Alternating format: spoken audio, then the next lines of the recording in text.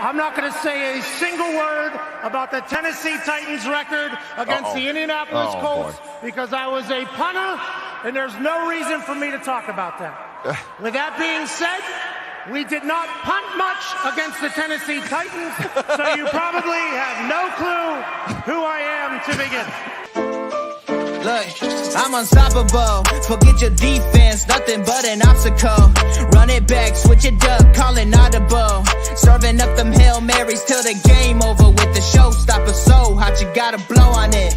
I said I'll huff and I'll puff, then I'll pass to my left while I'm looking to my right. Hit them right in the chest. It be looking like magic, better give me the throne. I ain't talking about Patrick, but I rep my home. I'm never at the end of my zone. I'm bad to the bone, eating up these pig skins like they chicharrones, and you a douche cabron. Mira, mira at the mirror on the wall. I'm the greatest of them all. They gon' put me in the hall. Your name is only written in a bathroom stall. Quit your stalling and make a play. My drive too long, pop the clutch, I don't pump the brakes.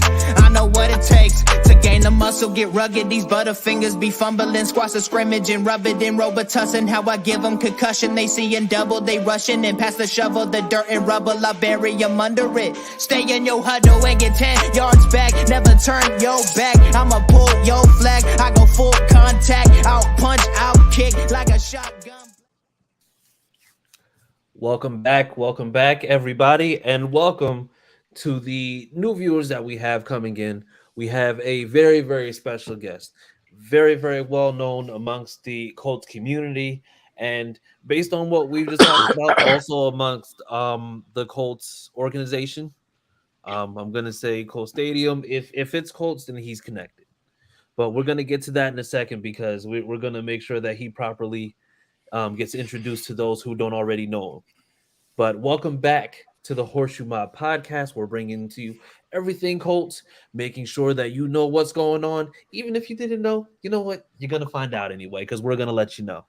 So before we go ahead and get to the special guest of the hour, just want to get to, I'm Chris Jackson. We also have with us Harish Nukala. What up, what up? We have the silent assassin, Austin Cook. Yeah, what's up? I'm Austin. And we have with us the man who is the Titan sworn enemy, Josh Senior, everybody. What's good? All right. So as you can see, we have somebody else with us tonight. We have the I'm gonna say, is he the host? Is he? I'm not sure exactly what the title is, but if you've seen the Sick Podcast Anvil Show on YouTube, you know who this man is. Like I said, you know he's connected with everything. He sat down with Chris Ballard. He sat down with, matter of fact, with most people. If you name him, he might have sat down with them or he's had a chat with them. But either way, we like to welcome very special guest, Pat Doerflein, everybody. Thanks for having me, you guys. Who wrote that song? That intro is kicking.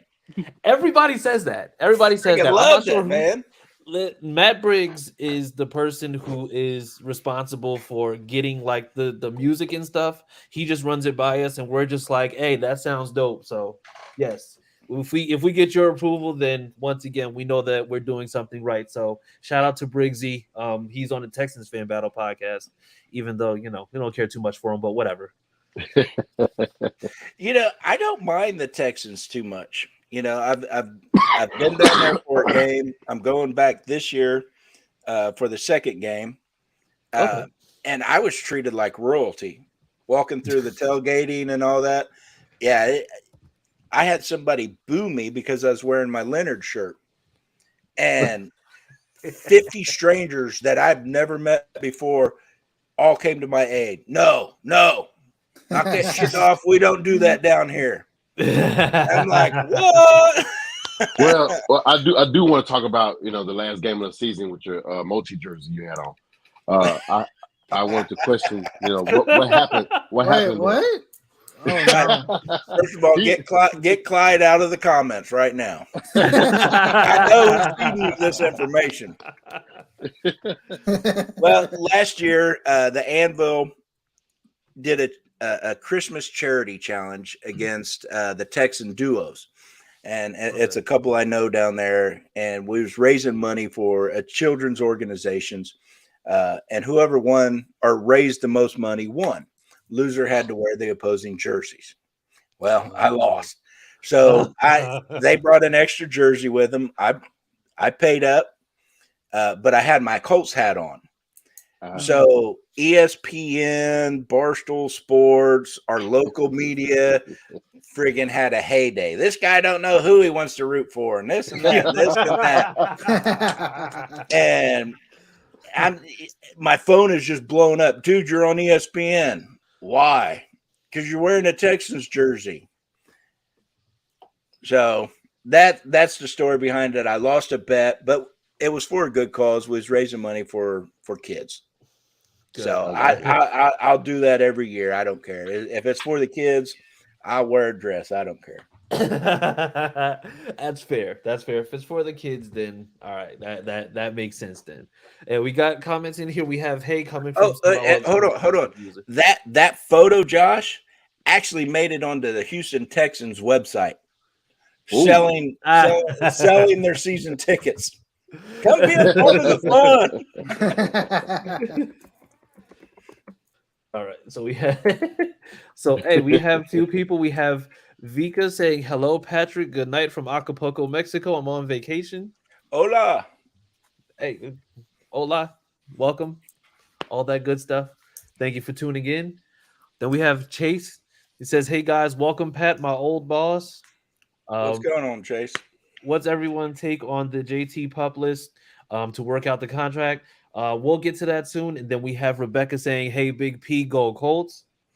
Big P. Rebecca, go Colts as usual. It's the only blue in the division that actually makes sense. So, yes. Yes, that is correct.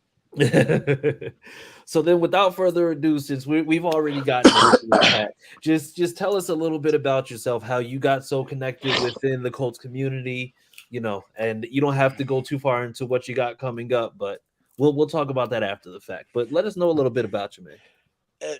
First of all, I'm a disabled vet, 100%. Thank you for your sacrifice. Yep. Thank you. I'm a father of two, grandfather of two. You cut me, I guarantee you my blood's blue. I love it. A good while back in 2015, 2016, I built a sports app. And as I was learning Facebook algorithm and learning the funnel system, I don't know if any of y'all know what all that is, but it's how you get on more timelines by their algorithm. Yeah. And I was failing miserably. So I was learning how to build a funnel in Facebook, and I started doing pregame shows off my phone in my living room, and it took off.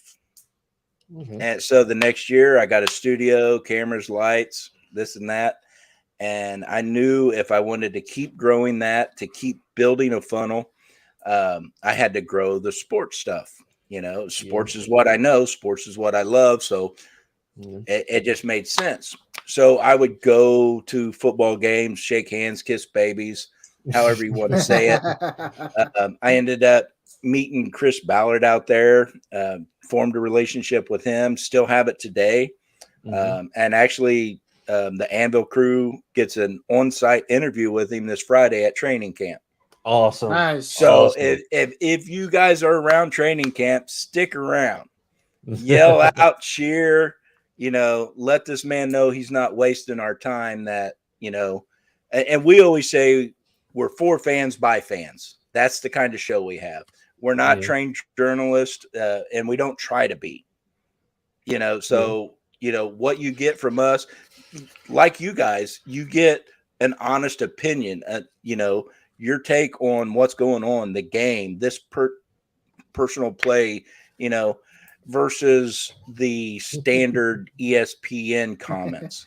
Oh, he had a good opportunity to get a couple extra yards there, but he missed it. It's just, journalism to me is boring. I want to know, what you think about that, Chris? Man, if he would have just juked instead of jived right there, he could have got 15 more yards. And then start breaking that down. and have honest dialogue, not this reporter stuff. So we don't try to be, Colts insiders because we're not. We don't try to be Zach Keefers because we're not. We don't try to be Bob Kravitz because we're not. Those guys are trained professionals and they're very good at what they do. I mean, extremely good. Yep, absolutely. That's not us. We're fans that put shows together like this because we love our team. We love our sport. We love watching. We love dissecting what's going on. We love the highs. We even love the lows. Yeah. Absolutely. Because we're just fans.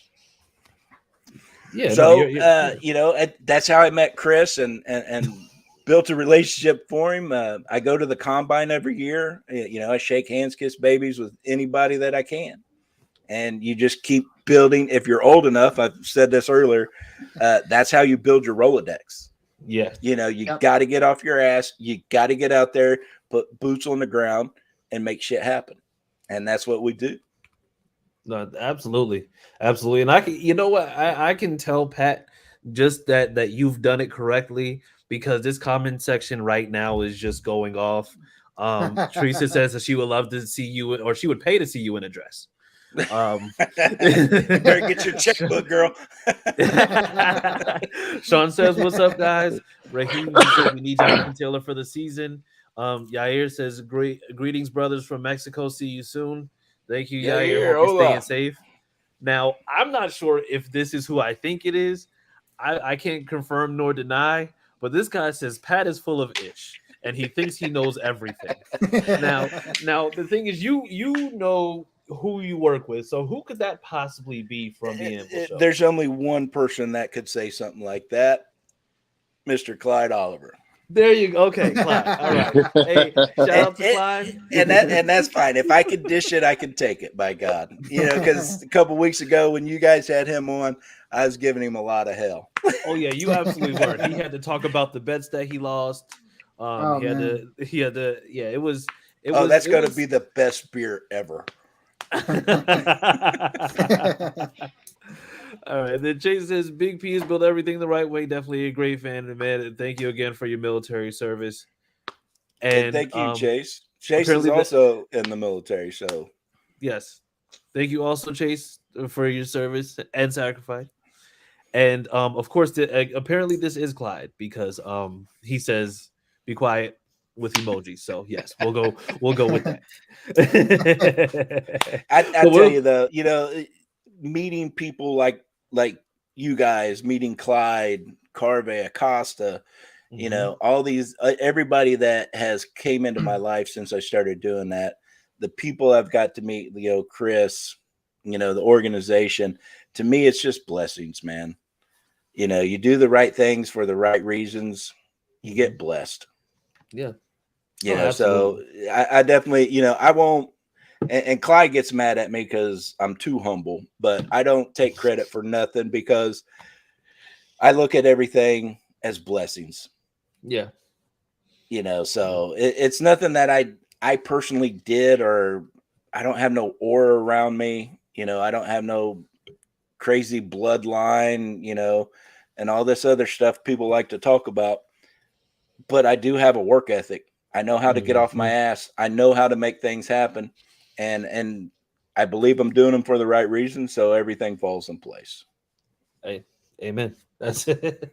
Yeah, and I mean, honestly, it's just like you're obviously feet to the ground, because that's you're very well connected. The one thing, first off, we need to go ahead and just talk about the website, www.fanbattlesports.com. This episode, along with our previous episodes, will be listed on there. You'll be able to see articles, not just from us, but from the other AFC South podcast. But you're tuning in to here, so we're only going to focus on this one. So make sure that you go on there. I think Josh posts regularly. Harish going to start posting for the Texas Longhorns fan battle. I know Austin said that he was gonna go ahead and do an article this week. He didn't say that, but you know what? Let's just go ahead and put it out there. All right. So, I'll tell you what. If I'd known Josh was such a damn good writer as he is, I would have scooped him up years ago. Oh, see, there you go. We'll talk later. We'll talk later. Whoa. This is the poaching section Yeah. of the show. Okay, so yeah, well, yeah. So Josh signed a contract, so he stays. But yeah, so then I got lawyers, Josh. Don't worry about it. And you got Chris Ballard. Yeah, Chris Ballard, yeah. This is He's also the ultimate true. lawyer. This is also true, but he won't leave Louisiana no matter how much we try to convince him. We're just like, hey, you could just go ahead and move up north. He's like, nope, can't do it. Too damn cold. Yeah, it's too cold. There you go. I agree with that.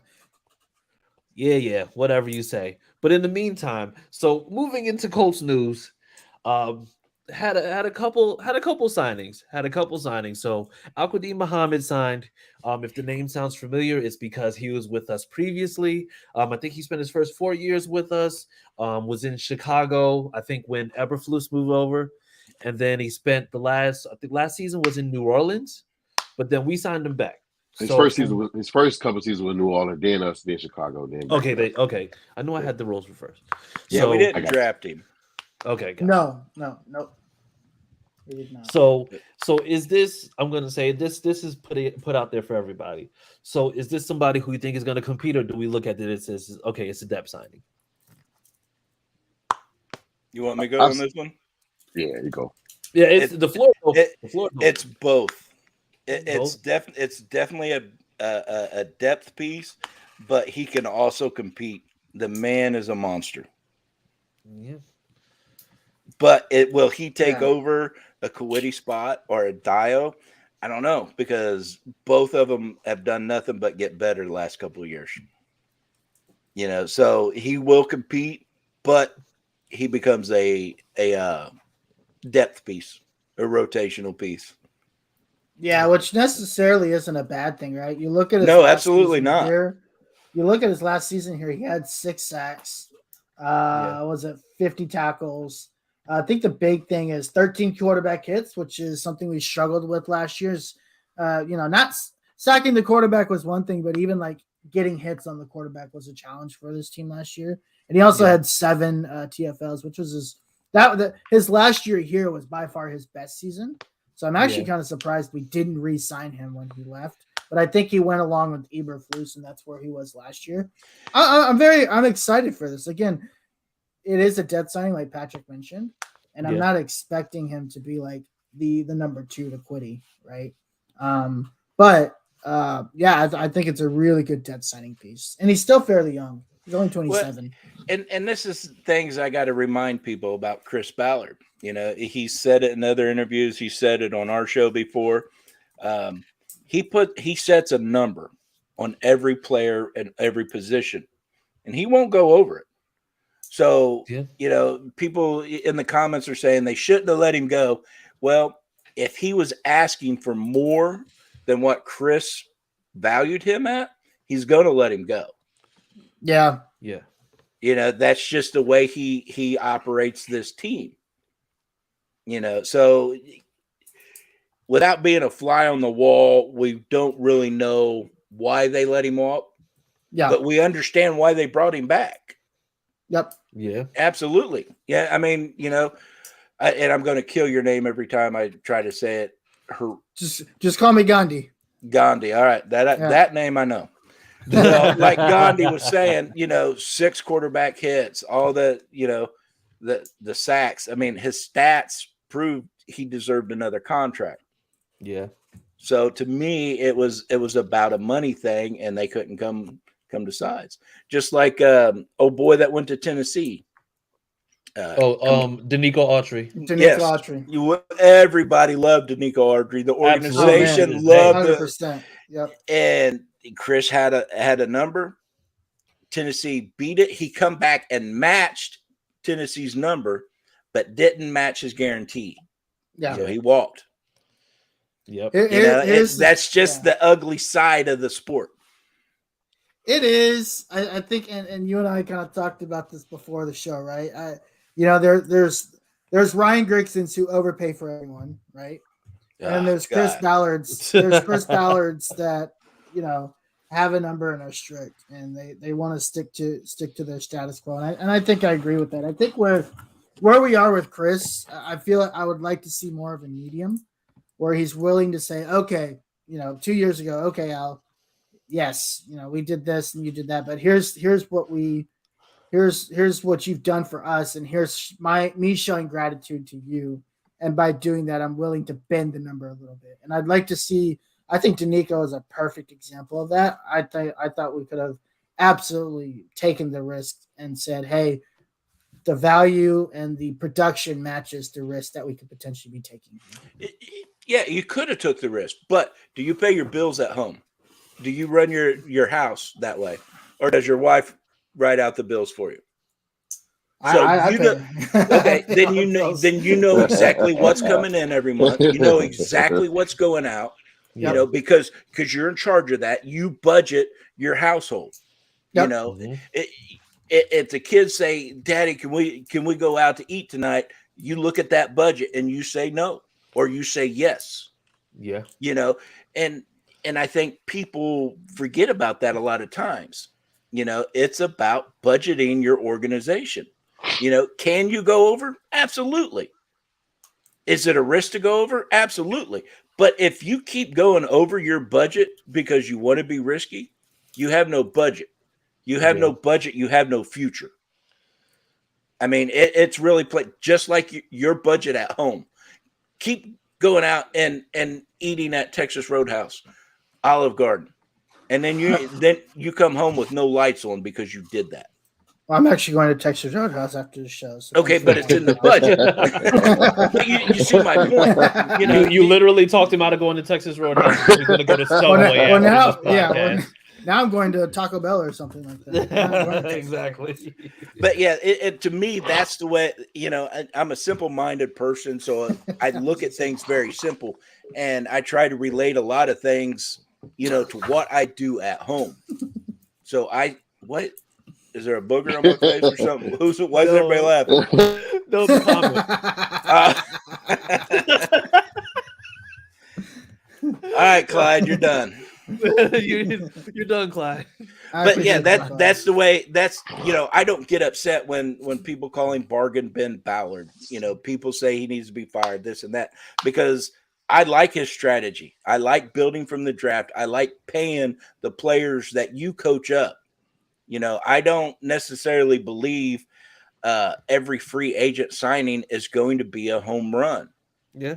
And that's where you blow your budgets. I'm sorry. That's just that's the fact of it. And he doesn't do that. And I appreciate it because I look at what he does, how I run my house. Yeah. I know how much is coming in. I know how much is going out. I know how much extra we're going to have. Yep. And that's how we live our lives. Absolutely. Do you think that the discourse is also in the fact that, like we saw, for example, I was very, very, very skeptical about Matt Pryor going into the season last year. And for me, it was just like, I feel like even if you don't get somebody who is just a world beater, all pro number one, it's just like, I at least my thought process was you can find somebody out there who's better than Matt Pryor. And then Matt Pryor just ended up just kind of being like an absolute liability at left tackle and right tackle and guard. And everything. I think he played center at point. Don't forget Julian Davenport either. But when we're looking at like those types of moves and then you see like how bad that position was, do you think that also factors into that bargain bin Ballard mantra where you really believe that he's skimping and then, you have positions like that have kind of deteriorated since Anthony Costanzo left, for example? Could it be? Sure. But could it just be it just didn't work out? Did anybody expect Matt Ryan to have the year he did last year? Oh, absolutely not. No. But he did have the year that he had, and now he's gone. Chris has said it, I don't know how many times before. You don't hit home runs on every swing you take. Mm-hmm. He goes, sometimes you foul out, sometimes you whiff out. He took a swing on Matt Ryan, and it didn't work out. He took a swing on Carson Wentz, and it didn't work out.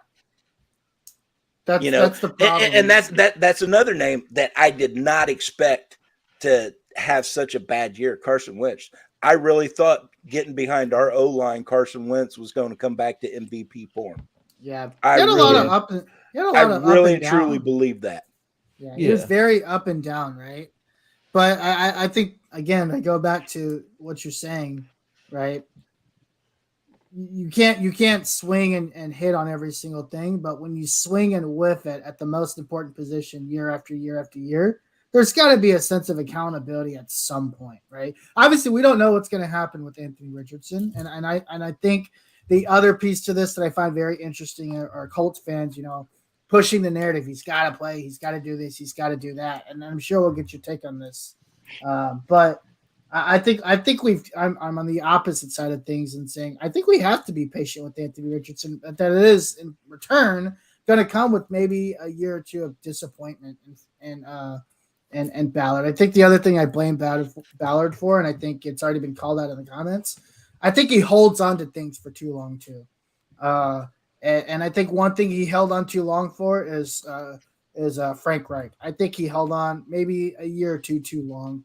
I thought he held on too long to Frank Reich. So I just wanted to say that.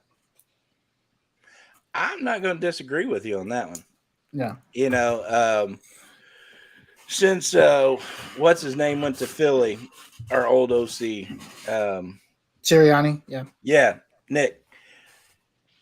Frank really went downhill after that. And then he hit the turbo button when Jim Irsay got rid of Wentz. Yep. Yeah. He turboed down the hill after that one. But they gave him a new contract. And they're going to be paying that man, $200,000 a week for the next 4 years? Jeez. For not even the... Yeah. So did they hold on to that too long? Yeah. Now, could have Frank rebounded from losing, his protege and Nick Sirianni? Yeah, but he didn't. So it was time for him to go. Yeah.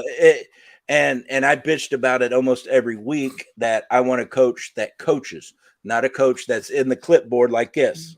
Yeah. Yep. You looking at analytics. Every coach I know coaches from guts and feelings and seeing what momentum is going on there, and they combat that momentum. And you can't get that feeling if your face is in your clipboard. Yep. Exactly. You just can't do it. 1,000%. That coach has got to be in that game every play, every second, because that way when the OC calls down a play, no, let's try this. I think this is, blah, blah, blah, blah, blah. That's how you coach. You let your OCs do what OCs do, but if you see that it's not right, you make them change it. But he can't see it because he never was looking. Yeah, it was never a feel for the game. It was just going off of what was going to be good in this situation based on what we see here. Like that. Yeah, and then they brought in Marcus Brady, and believe it or not, that man's a genius. But he did not let him do his job. Exactly. And that was aggravating for 2 years. Oh, and he took the blame for something that literally was like, we could all see that it was Reich's fault. But he got fired first. Yeah, Brady was the first one. Like, why isn't Brady the one who gets to stay? Like when you know that Reich isn't doing what he's supposed to be doing. Yeah. I've said it for a while though. Yep. Frank is so arrogant and wanting to be the guy. Like it's hard. It's like you get a promotion, but you're still stuck in your own ways of your old position. I always view like the organization as a job, right? And Frank's job is to be the manager of the team, right? Understand what all pieces of the team are and be a mentor and, stick your nose in where it is. But you hire your coaching staff of a group of supervisors, if you will, and people that you trust, right? And I felt like he hired these people and he micromanaged the heck out of them and never really allowed them to use their strengths to be able to, because we've had the roster. Like I would agree that Chris did draft a good roster. I do think that he held on to Frank for way too long. And I am the number one I like to call myself the Potato Head Rank Commission. I did call him Potato Head Frank. I'm sorry. I apologize. That was my nickname for Phillip Rivers. He did some boneheaded. He just did some boneheaded stuff, and I just couldn't get over it. You know what? It was funny because I think Austin said on a podcast that we had one time, he was just like, listen, if Frank Reich walked away after that game, and I think it was maybe after the Jags game, he was like, if Frank Reich walked away after that game, I'd be completely okay with that. Just because of the fact that it was an awful showing when we knew for a fact that this was going to be just like a terrible time. Yeah. And I think like that was one of the, losing to a division opponent. It's just like, you get it, but being skunked by a division opponent is like that right there. It's just like that was it for me. I know that was more than once. More than once. Last place too, right? They were last place that year that we lost to them. Yeah. Lost to with the Frank first year, 6-0. Yeah. Oh, geez, this last one was, I think, was what, 27-0? Yeah. But the Pat, playoff. Have you had a chance to meet Steichen yet? I have. What was your first impression? Football nerd. Absolutely a football nerd. I like it. He's in his comfort zone when he's talking football. Okay. I'm excited about it. So and kind of my MO when I get guests in, because as a fan, I like to have more of a connection with the players, the coaches, the GM, so I like to ask questions, hey, where do you like to take your family for vacation? What do you guys like to hear? And, how was it growing up? Things like that I can actually relate to, not just, hey, on this play here, there was 4th down and you decided to go for it. What was your thought process behind it? Those are the kind of questions that actual reporters ask, so I like asking the personal questions where we can have a connection. And I don't think I'm going to ask him those kind of questions because he's such a football nerd and he's more comfortable talking football with you than he is talking about his kids and his wife and his life outside of football. It's a separation. It's a separation of home and work. Yeah. It's just like he's dedicated to that. Okay. Yeah, absolutely. All right. Well, that's absolutely good to know for the future. So going back to a little bit of Colts news. So we saw that we had the Ballard draft haul where we had the 12 picks in the draft. And as of, I think, what was it today, as of yesterday, all draft picks, including Anthony Richardson, have been signed. So, considering how many draft picks we had and everything that they do, I'm going to say, well, they had to be signed before they went into training camp, correct? For the players' benefit, yes. Okay. Now, can a player report to camp without his contract? He absolutely can. But if he gets hurt, he ain't getting a contract. Yeah, so gotcha. Typically that's why they hold out. Yep. Okay, yeah. Yeah, because I don't remember too many people holding out. I think the biggest name that I remember holding out was like the year that Joey Bosa was drafted. But like that was a weird situation. No, it was. Yeah. But then again, the Bosas are weird. So yeah, they're very weird people. Well, there's very, very weird people. But but so Anthony Richardson was signed, but we know somebody who wasn't signed. And Jonathan Taylor. Signed or extended? Extended. There you go. Signed, extended, whatever it is. There's no new deal in place. It's the deal that he has currently. Now, to kind of go back a little bit, the running backs had the Zoom call yesterday. They had the call regarding the pay. They had the call regarding, what was going on, overall feelings, basically expressing that they feel like they're not being paid the way that they're supposed to. Now, prior to everything that's been happening, we'd heard that Jonathan Taylor was, that he had the ankle surgery, I think in January? Mm-hmm. And he'd been fine. Like we heard that he'd been fine, but we see him coming in today, and then all of a sudden he's on the PUP list. So I'm gonna just going completely off of what we believe. Is this really injury related, or does this have to do with the contract? Contract. It's my opinion. Like I said, I'm not an insider. I'm not a fly on the wall. Yeah. But just looking at the entire situation, it's all contract related. Because even though he's got one more year left on his contract, his rookie deal, if he gets hurt, it could potentially make him lose millions of dollars the following year. Yep. So down the line.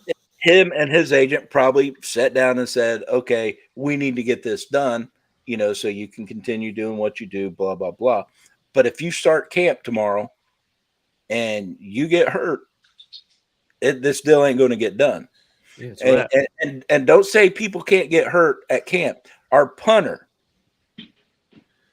Rigoberto Sanchez, tore an ACL running sprints. Yep. So it is the ugly side of the game, but it is a business, and these guys, they put their bodies through tremendous amount of torture. Yeah. Every Sunday. And in between that, they put their bodies through a tremendous amount of training to get paid. Yeah. So you can hate on Jonathan for it or not. But the fact is, if he gets hurt, he's not getting paid. Yeah. So and the whole thing about diminishing the running back position is so crazy to me, because here you got studs. You need them. If you don't have a running game, that's all they talk about. Oh, well, we don't have a running game. We can't do this because we don't have a running game. Oh, we can't do that because of the running game. Well, our running game is, really poor right now. Okay, so you get somebody that changes all that, and then you don't want to pay him. To me, that is just, to me, the running back position is still as important as the quarterback position. Yeah. Yeah.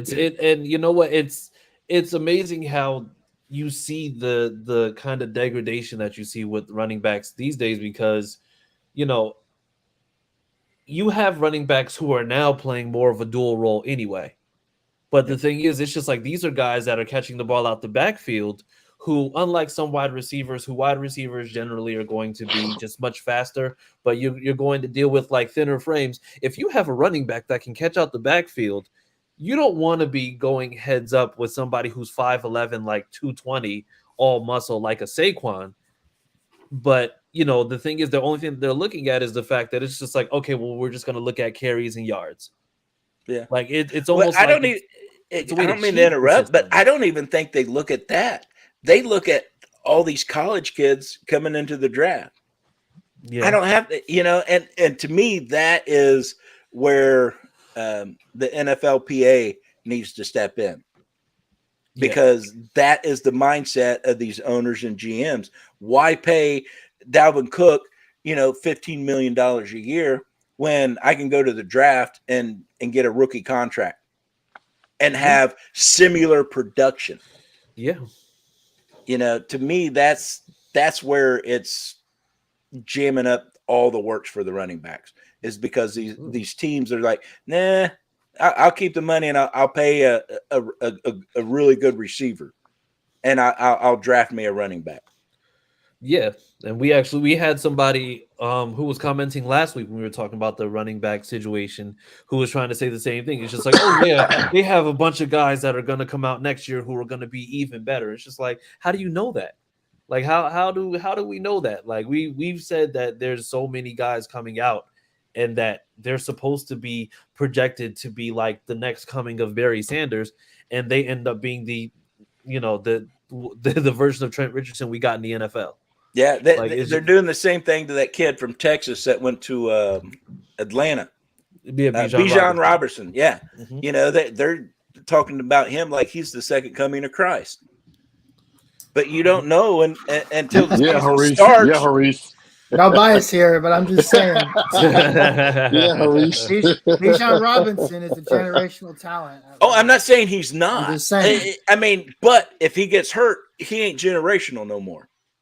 No. Why you? Yeah, You know, if put that on him, man. I get what you're saying. Obviously, I want Bijan to do really well. Yeah. So then with that being said, I guess we're all in agreement that this is contract related. Yeah. Yeah. I believe so. Yeah, absolutely. Yeah, for sure. Yeah. So I mean, so then with that being said, then I mean, what really are we thinking is the holdup with what's going on? Like, is it the number? Is it that they're It's got to be. It's got to be the number, because if he was happy with the number that they offered, it would have been deal. Yeah, Yep. Yeah. It's got to be the numbers. Well, I think maybe I think it's twofold, right? I don't think it's the specific number over time. It's probably the guaranteed money within the number, right? So it's probably like X percentage of the number overall is guaranteed, and he probably wants that to be higher. Which, I don't blame him, right? You to Pac's point, like something happens tomorrow, you're screwed with no contract, and at any position you want to try to get as much guaranteed money as you can, and I think it's more the guaranteed money versus the actual number. Yeah, I just have a problem with that, because we've seen Adrian James walk because of some money issues. He went to Arizona, even though he did have a good season in Arizona, but you let another running back walk for guys like Joseph Adai and Donnie Rose and Donald Brown and goofy guys after that. You want to get the guy that's been a bell cow for the last 3 seasons. Get the guy locked up. Yeah. Well, so I mean, don't do that, because I will not accept any. Don't disrespect those guys like Dominic Rhodes. Okay, listen, I'm just saying, but you had that man. Yeah, but I'm saying you had to. But you had to have a running back by committee. I mean, even though it didn't work it didn't work the year after the Super Bowl, because they all fell off. Yeah. So then, and Pat, I'll ask you this question, and I think I gotta talk about how you were able to change Harish's mind after all these years. But do you think that, like Jonathan Taylor, let's just say he ends up, just staying on the PUP list, how does this affect what's going to happen in terms, or does it affect what's happening in terms of Anthony Richardson? Oh, I think it's a big change in Anthony's development. If you don't have that weapon in JT that is going to get those yardage, it's changing his development immensely. Because just take RPOs. Who you going to cover, Anthony or JT? They both can flat out fly. They both aren't afraid to drop a shoulder and hit your ass. Yeah. But you take away JT from that equation, now you're starting to coach and train Anthony in a different way than you would have if he has JT right next to him. Yeah. Not only that, JT is a hell of a blocking back too. Yeah. Now we picked up that kid from Northwestern, Evan Hall. Yeah. But he's small. He's quick. He's more of a Naheem Hines size of a running back, and he's that little slippery guy. Yeah. Yeah. You're not going to trust him to stay back there and be an extra blocker for Anthony Richardson. You're definitely trusting JT. Yeah. You're not, without proving himself. And I'm not saying he's going to be a bad back that can't take pressure off of Anthony. But if you go, to one of your 2, your 3, and your 4 running backs, do you really trust them to run those RPOs that you can with JT? I think it was Brandon made a comment about, JT will get his money. And I fully believe he will. And I fully believe Ballard when he says, we build through the draft, we pay our own guys. Mm-hmm. I really believe him when he says that. And I've seen it, and Q and Leonard, Kenny Moore, the list goes on and on and on. He pays his guys, and I fully expect him to pay JT. It's just a matter of not breaking that budget, so he can do this. Yeah, this is a piece we have to have, but I really need these other pieces too. Yeah. We got to come up with a compromise here. Is it on a signing bonus, or is it on guaranteed money? Or, there's 1,000 different ways to get this deal done for the numbers that fit both sides. And it's just a matter of time of sitting down and working it out. Yeah. But I really and truly believe that there's not going to be any issues. Ballard will get this done.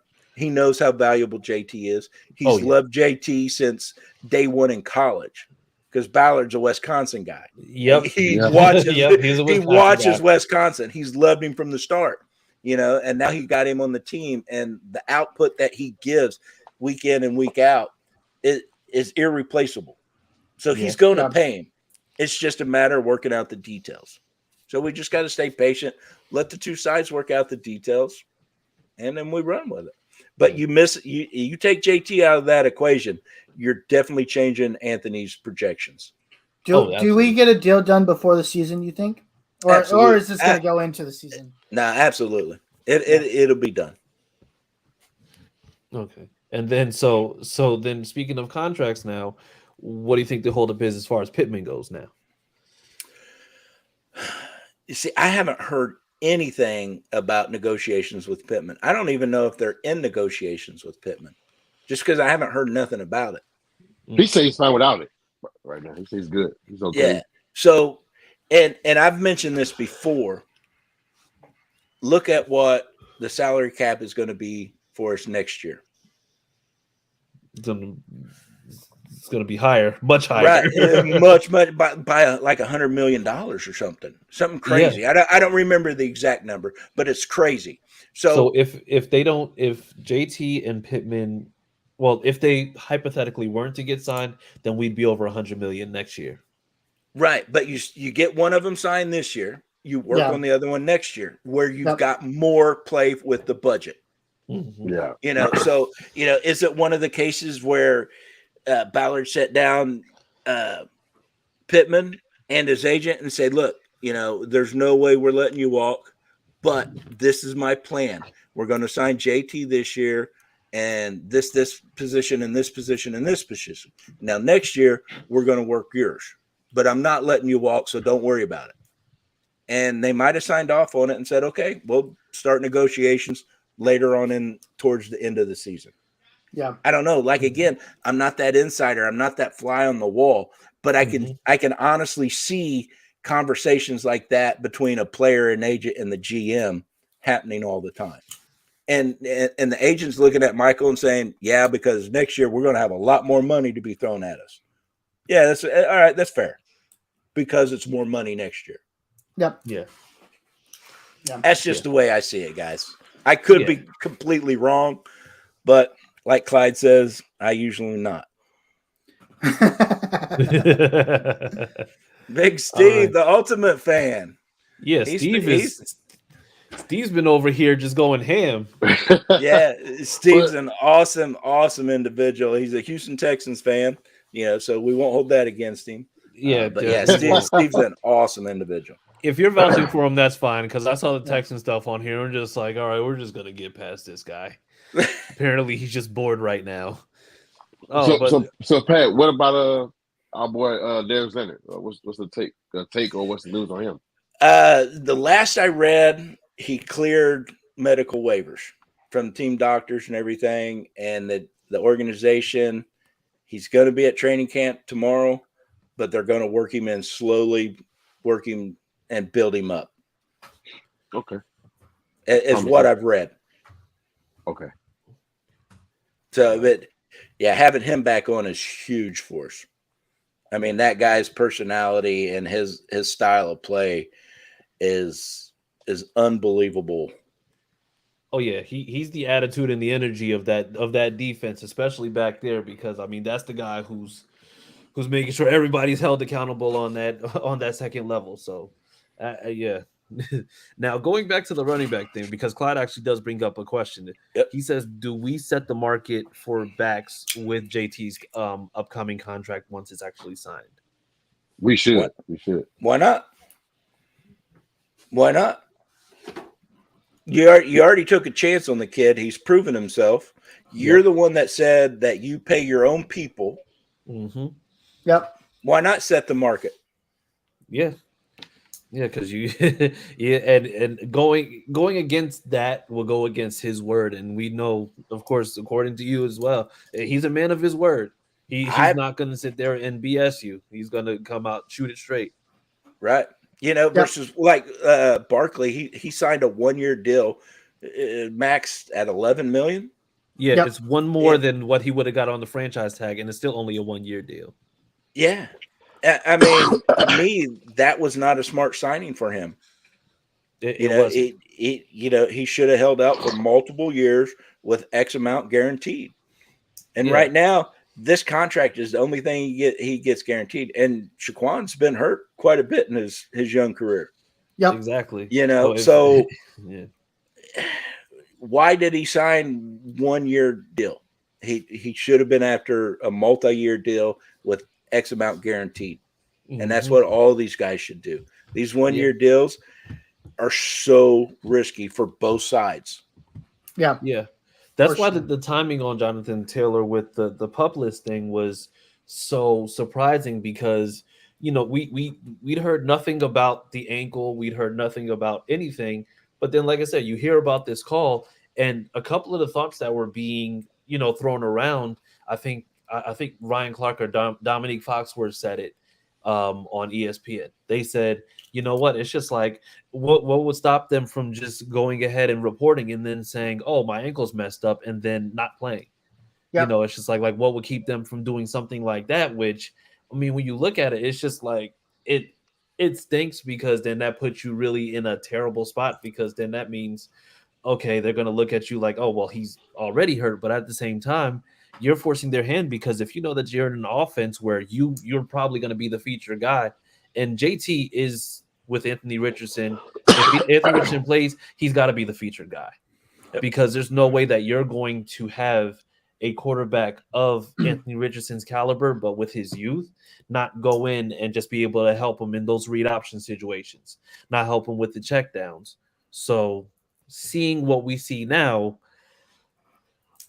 I mean, I don't think I've seen one person speak negatively about, Jonathan Taylor with the injury. I think everybody is either saying, hey, I don't blame him, go get paid, or they're saying, hey, listen, we're worried because we definitely need him, especially with Anthony Richardson. Yep. I mean, I say it too. When we got Anthony, everybody was saying he was a 2-3 year project. Mm-hmm. Yeah, he's talented, but there's so much he's got to learn, and he's got so little experience in college, and da-da-da-da-da. And then we draft him, and I start analyzing it, and I start thinking, hey, he's going to be okay. Yeah. We got JT back there. Mm-hmm. That takes a tremendous amount of pressure off of any quarterback. Look what Peyton Manning has been able to do with Edgerrin James. Yep. Just go back and think about some of those plays where Peyton would check down to Edgerrin because he had that safety net. And he knew it was a safety net. It wasn't a guess. Right now, with the young backup running backs, what we got, with the young quarterback, what we got, nobody's going to feel comfortable. Nobody's going to feel safe saying, okay, but you put somebody like JT's caliber back there, you immediately feel safe. Okay, this is our safety valve that's going to give our young quarterback enough time to start seeing the field, seeing what I'm coaching him, and then going back and teaching him even more. But he's actually got time because he's not scrambling for his life. Yeah. So to me, that's the most valuable part of JT's game right now, is that he's going to give Anthony the time he needs to develop because he's such a safety net. Yeah. And absolutely. You take that safety net out of there, it might take 2-3 years to get Anthony back up there. get him to where his athletic ability matches his talent. Because right now his athletic ability is well over his actual talent. But keep JT back there. He's blocking for him. He's a safety net on checkdowns, RPOs. The list goes on and on and on. What JT brings to the table with Anthony, and it's all good for Anthony. Yep. So pay the man the money. If you want this to be our next generational quarterback, pay that man that money. Because we don't have nobody else on the team that can sit back there and be that safety net for him. Exactly. Now, have you emailed this to Chris Ballard? No. Okay. All right. Hell no. Hell no. If I start trying to tell that man how to do his job, he will never talk to me again. You will be blocked from everything, even the stadium. Yeah. Be like, just get him out of here. Get him out of here. I gotta have a big old picture of my fat head up there with the no sign through it. Hey, well, so like I said, I know that we've had a great time and we're gonna absolutely make sure that we do this again. But I just got two things. For one, is Michael Pittman a wide receiver one? Is he a what? Is he a wide receiver one?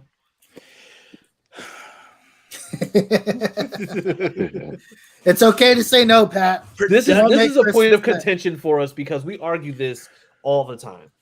Production-wise, no. Fighting that dog, absolutely. Wait, say that second part again?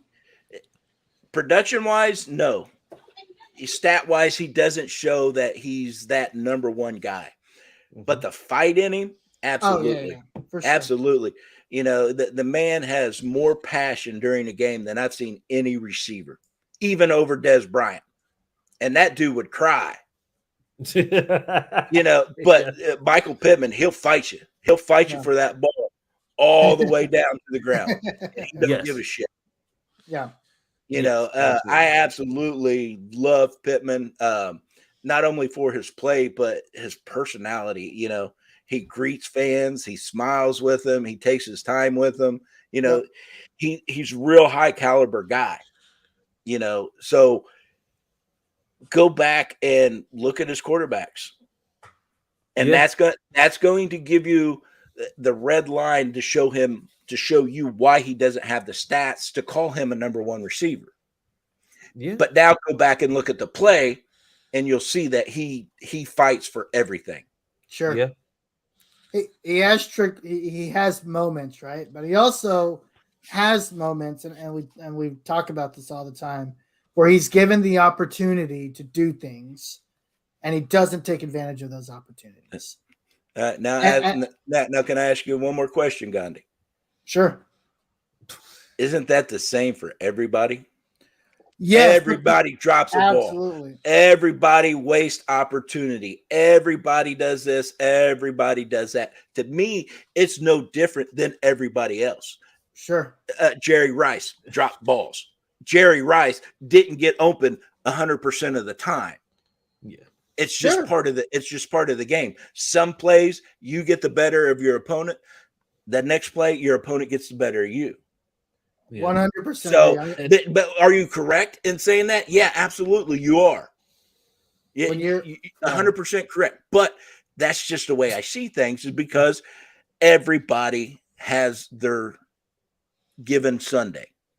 Sometimes you get more plays on the other guy. Sometimes the other guy gets more plays on you. Yep. It's just it's the game. When you're talking about trying to be a number one versus a number two, or be the upper echelon of what you try to do, you take advantage of those opportunities, then you don't take advantage of them. You do. And I feel like Michael Pittman, yes, everybody drops a ball, Jerry Rice, but Jerry Rice more often than not took advantage of those opportunities that he was given versus not taking advantage. And I think that's where I am with Michael Pittman. He was not taking advantage more of than he did take advantage, if that makes sense. Well, who was thrown to Jerry Rice? Doesn't matter. Here's the thing. No. To me, that's where you're wrong, because that is everything to a receiver. Sure. Can you get the ball to me to where I'm not getting my head ripped off every single catch? Okay. Montana did that. for Jerry Rice. Yeah. Carson Wentz did not do that for Pittman. Matt Ryan did not do that for Pittman. Sure. Phillip Rivers did. Yep. And that was his rookie year. And we fell in love with him. Oh, we got a number one receiver. Yep. But he had a quarterback that could put the ball in the basket. So then the question becomes, two questions. This year, if Anthony Richardson is not able to do that, now you have to face yourself where you're in a contract year. Well, he didn't have the quarterback to do it yet. Well, so now you're paying on potential. So I'm going to say something that's going to sound a little bit controversial. But T.Y. had a lot of drops, but we overlooked it because he had amazing chemistry with Andrew Luck. Yeah, the moment Andrew Luck left, T.Y. was nothing. And the thing is, like T.Y. wasn't out of his prime. He was literally like he couldn't get connected with Phillip Rivers. I think it's just I don't even think he was there when it came to Carson Wentz too much. Yeah. He was injured too. If we're talking, like, the thing is, that's the reason why I'm the way that I am with Michael Pittman, because given what you've seen, like, we've seen those flashes. We saw that flashes. We've seen those flashes in the Ravens game a few years ago when you got a Carson Wentz where he was able to get the ball to him. Game last year. 49ers game where and the 49ers defense is no slouch. None. But you see him able to go, and mind you, he's not just taking the ball and going against, CB2s and 3s. He's going against your Marlon Humphreys. He's going up against guys who are your safeties and who are your cornerbacks, who you know by name from these defenses. The fact that he ended up having over 100 yards on the 49ers defense, when you knew for a fact that outside of him, there was pretty much nobody else. Our best receiver after Michael Pittman that year was Jonathan Taylor. And then it was Zach Pascal with, I think, somewhere around like 300, 400 yards. Yep. Well, that's because Chris Ballard thought we were set at wide receiver. He really believed in our guys. And we had a very young group. Aren't you supposed to? But I think it speaks volumes to the fact that you know exactly who your best receiver is, and he's still able to get those yards against these defenses. Correct. And then it's him, and then it's everybody else. There's no reason why Michael Pittman is your number one receiver, and then Jonathan Taylor is your second best receiver based on stats and everything else. Like there's no way. Like, to me, that's not somebody who's not a number one in my opinion, because I mean, he's done what he can do given his opportunities. This last year was a cluster. Yeah. They literally had to downgrade the whole entire offense because the O-line couldn't get Matt Ryan time and Matt Ryan couldn't get the ball deep consistently. Yep. So with those points, that's why I'll say I will take a receiver like Pittman that fights. I will take that fighter, and he will continue to fight until he doesn't have to no more. And you get JT signed, you get Anthony, elevated up. He's not going to have to fight. That ball's just going to drop right in there. 100%. And then this conversation is no more. Then we're like, yeah, I told you Pittman was the number one. Wait a minute, this last year, no, you didn't say that. Yeah, but everybody will change their mind. And that's the resounding noise from the fan base. Yeah, because the entire situation changed for him. But if you have that fight mentality that he's got, you can work with that. And as you're building everything else, that fighting mentality doesn't change. You can count on it. You can count on the MPJ going up and throwing elbows to get that ball. No, 100%. But at the same time, I will take that versus calling him a number one receiver because he hasn't had a decent quarterback throwing to him. Okay, exactly. I see what you're saying. No, I agree with what you're saying. Yeah. That's why to me it's just like he's less of that finesse guy you're looking for, and he's going to be more of like that Anquan Bolden type of guy. Like he's going to be that guy who's going to just be a tough matchup because he's just going to be tough. He's not a speed guy. He's not a guy who's going to go up and just grab one-handed catches, but I mean, he's going to absolutely grind things out and do great things. And I think with this wide receiver core, you have Pierce, you also have Downs. So this is going to be a much more dynamic offense. Thank you for that, Clyde, because man is smart. Absolutely. Oh, that's a guy I love. I love Josh Downs. Yeah. I love Josh Downs, and I've been on here saying it a lot. Yeah, I can't Very wait. interested I can't wait to see him in person, man. Yeah, very interested to see what they're going to do with Josh Downs. I am a huge Josh Downs believer. Yeah. And see, and that's another key piece to me for Anthony Richardson. Yep. Because if you're using JT like we talked about earlier, and now you're going to send JT into a short flat, and you got somebody like Josh Downs in there too, who you covering? You can't cover everybody. You can't double team everybody. Right. You know, and that combination is what's going to give Anthony the time that he needs to start seeing the game at the speed that it's played at the level it is. Yeah, absolutely. You know, because you're not going to come after Anthony like you did Carson Wentz or Matt Ryan or Phillip Rivers. No, because he's going to make you pay. Yeah, absolutely. Absolutely. Yeah. So how do you defend that? It's going to be really, really tough. But take away one of those pieces of the equation, like JT, it's not going to be as tough now. Yep. Yeah. Totally That's why I say, without a doubt, I do believe they get the deal done. And they get it done probably within the next couple weeks. 24, 48 hours. Hours. Oh, hours. Yes. Ooh. Yeah. Training camp starts tomorrow. Can't wait. I like it. Even It's though gonna be spicy.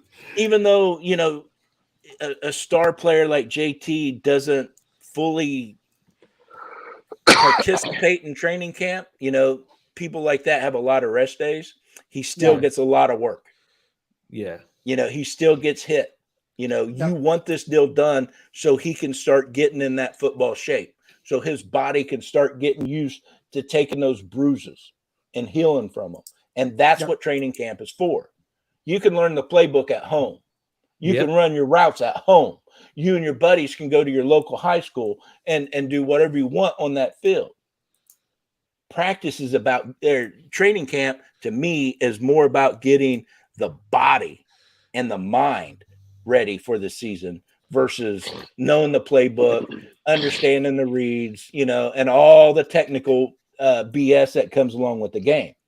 Sure. You got to get your body ready, because if that body's not ready, that first hit you take is going to wipe you out for the whole season. Yeah. Right. Yeah, it's going to mess you up. You know, it calluses your body is what it does. Mm-hmm. So that's just the way I see things. Yes.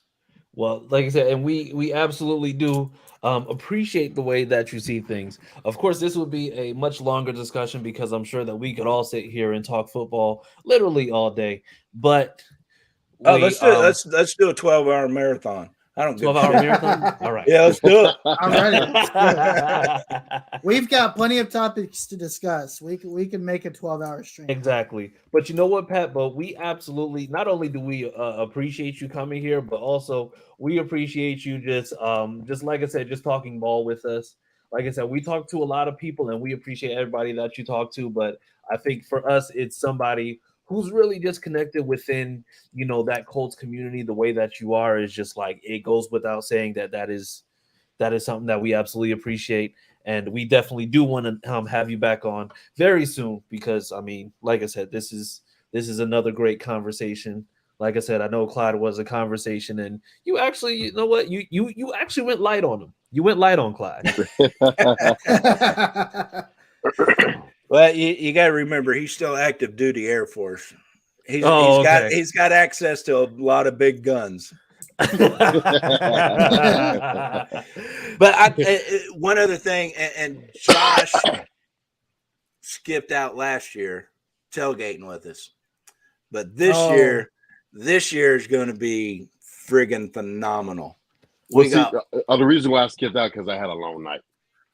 Well, I know that, but I wasn't gonna put it out to the world like you just did. I go ahead and tell. I was fucked up. Yeah, I don't know what you told Mama,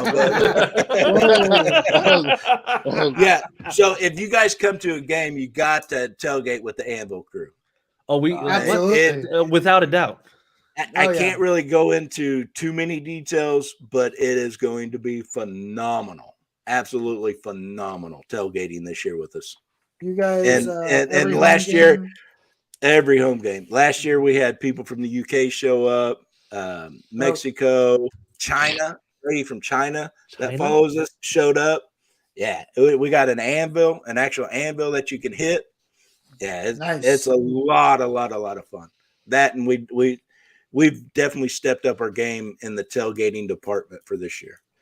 Oh, we listen. We've been talking about which games that we're gonna map out to come to. Clyde talked to us last or 2 weeks ago about doing it. We're gonna be out there as soon as we nail down the dates, because I'm pretty sure we're gonna go to more than one. Then we're gonna let you guys know, and then we're gonna coordinate, because it's going to be a party. Yeah, absolutely. We'll definitely have to figure that out for sure. But we're gonna keep Josh on a leash so he doesn't miss it again. Yeah, no, Josh. Yeah, you might have to put me on one too, because last time I was out there, I got a little too spicy.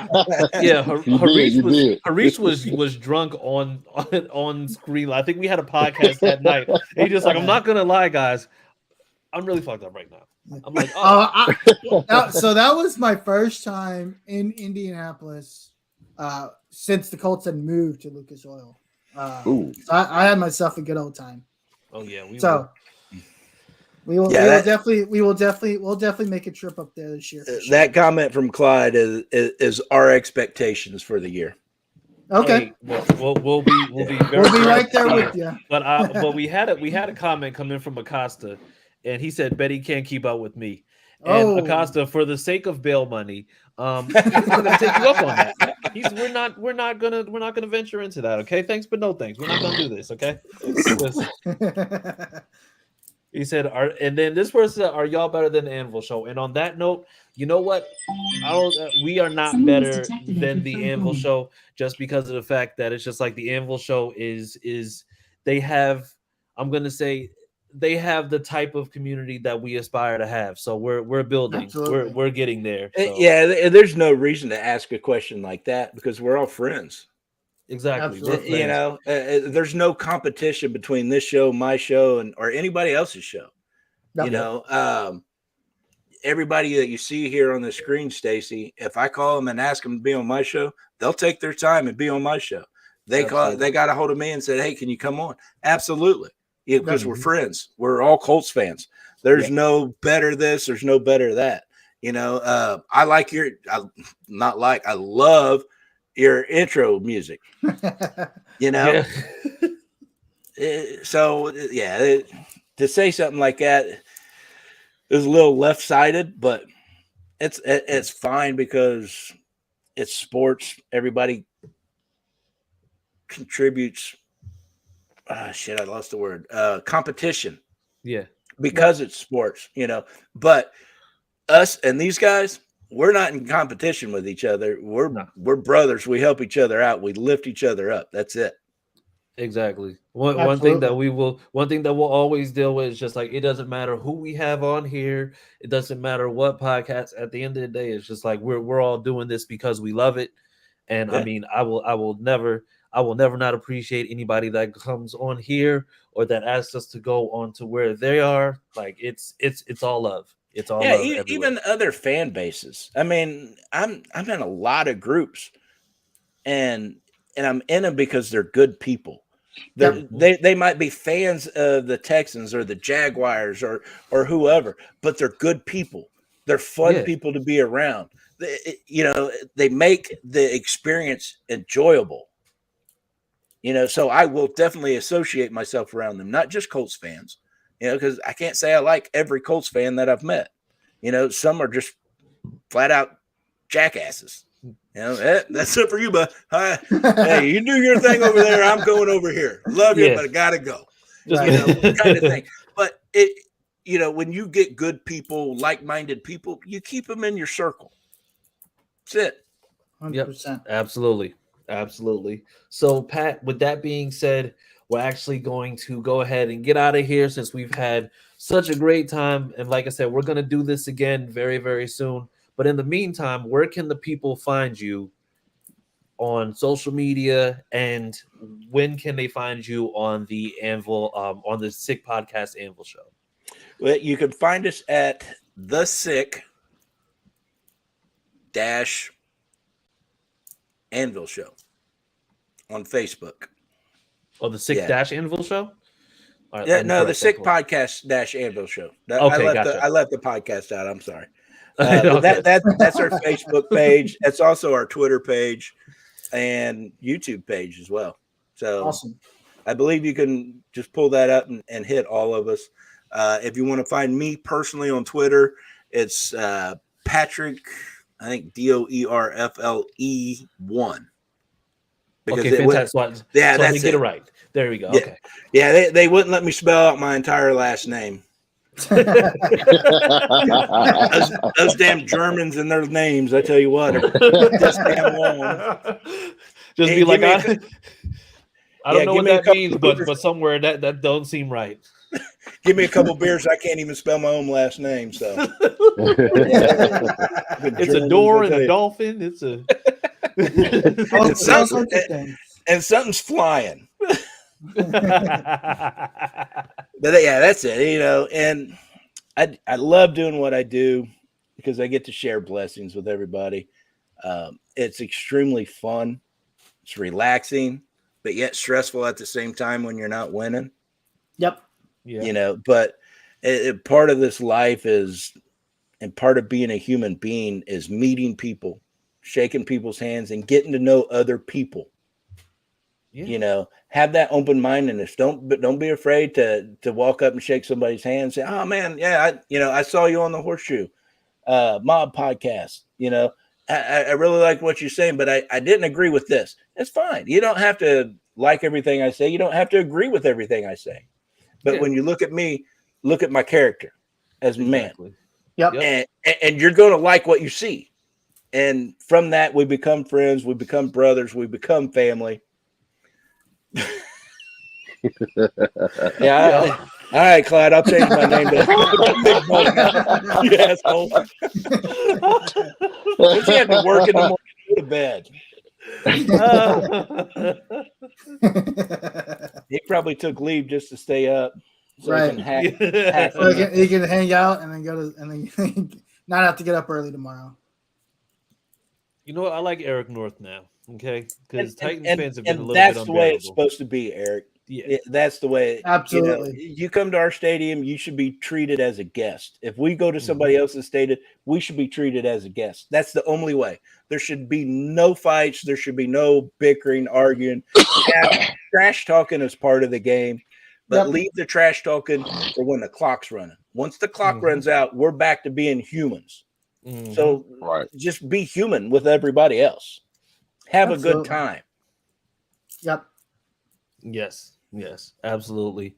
And so with that, like I said, we're about to check out. Guys, where can the people find you on social media? Starting Austin, where can the people find you? You can find me on Twitter at CookieAustin2.